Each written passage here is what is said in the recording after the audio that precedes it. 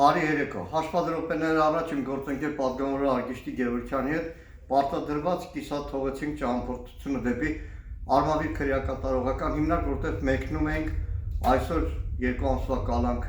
ստացած Դավիթ Մինասյանին տեսակցելու։ Ուղղակի այն ինչ որ տեղի կացանք, ուղղակի ահավոր է,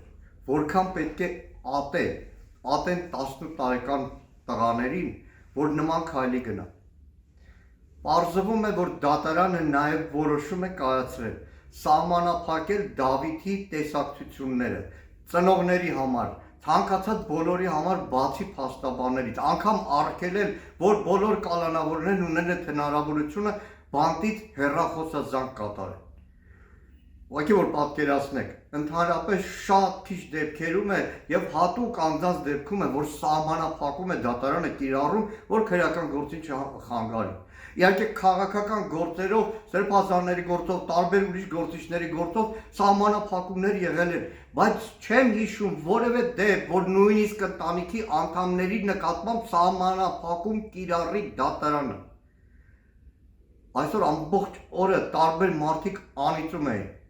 Պարտքի մեծ շաբաթվա մեջ ստիպված էին անիծում, բայց այդ անեծների ծավալը ուղղակի սահման չի կարող ճանաչել։ Լավ, Նիկոլ, որքան կարող ես ատել 18 տարեկան երեխաներին, որ քո կամակատար մացոյի հետ գնաս նամազ տորության։